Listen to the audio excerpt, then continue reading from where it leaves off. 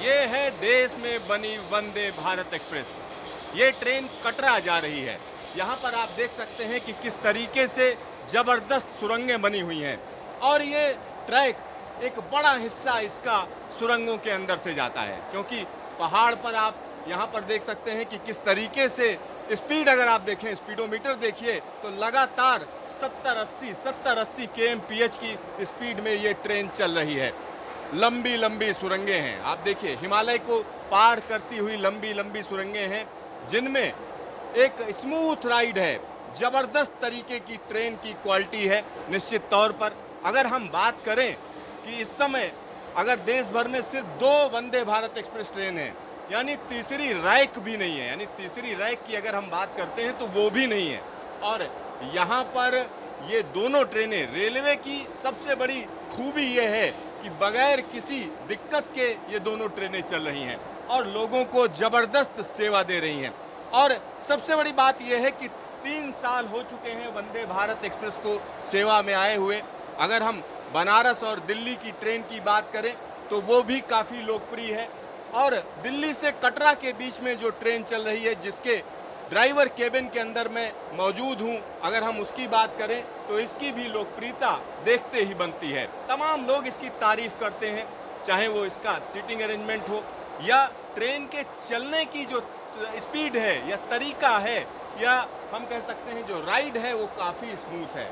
क्योंकि जिस तरीके की हम कह सकते हैं कि इस समय देश में ट्रेनें चल रही हैं, वो पूरा का पूरा चेहरा बदलना है और उसके लिए भारतीय रेलवे पूरी प्लानिंग कर चुकी है, क्योंकि 400 वंदे भारत एक्सप्रेस ट्रेनें चलनी हैं और उसकी तैयारी की जा रही है। चाहे वो आईसीएफ हो या एमसीएफ हो या हम कह सकते हैं रेल कोच फैक्ट्री, सभी कारखानों को लगाया जा रहा है कि वंदे भारत एक्सप्रेस ट्रेनें बनाई जाएं। तो उसके पीछे जो वजह है वो मैं आपको दिखाना चाह रहा हूं कि किस तरीके से एक सुविधाजनक सफ़र, जो पहाड़ों पर बड़ी आसानी से 70-80 किलोमीटर प्रति घंटे की रफ्तार से ट्रेन चल सकती है, वो यहाँ पर आप आसानी से देख सकते हैं, समझ सकते हैं।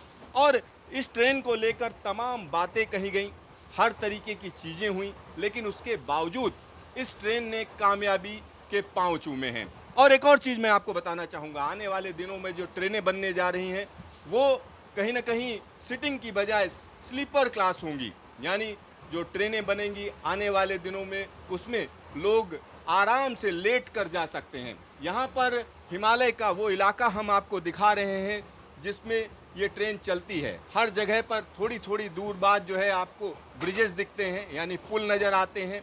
सुरंगों का तो हाल ही क्या पूछिए, हर जगह सुरंग ही सुरंग है। एक और चीज़ मैं आपको बताना चाहूँगा कि आने वाले दिनों में यहाँ से जो ट्रेनें चलेंगी, यानी दिल्ली से चलने वाली ट्रेनें सीधा सीधा श्रीनगर तक जाएंगी। यानी वंदे भारत एक्सप्रेस ट्रेन सीधा श्रीनगर तक जाएगी।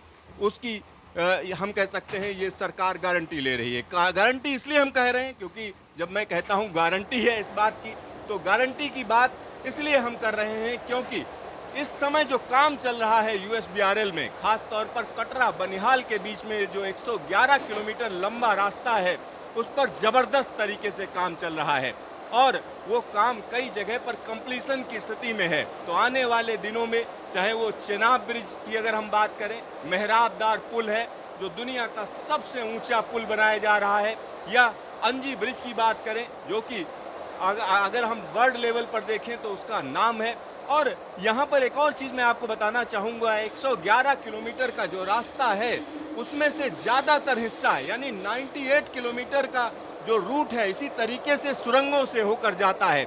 यानी पीर पंजाल की पहाड़ियों को चीरती हुई वंदे भारत एक्सप्रेस ट्रेन आने वाले दिनों में सीधा सीधा श्रीनगर तक पहुँचेगी।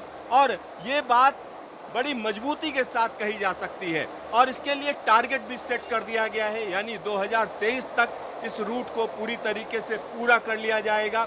और आने वाले दिनों में अगर हम बात करते हैं तो 102 वंदे भारत एक्सप्रेस बनाने का टारगेट है और उसके बाद जो स्लीपर क्लास बनेगा उसकी तैयारी की जा रही है। तो ये एक हम कह सकते हैं कि भारतीय रेलवे का चेहरा बदलने वाली चीज़ होगी। कैमरामैन डीके शर्मा के साथ Siddharth, news station, Vande Bharat express.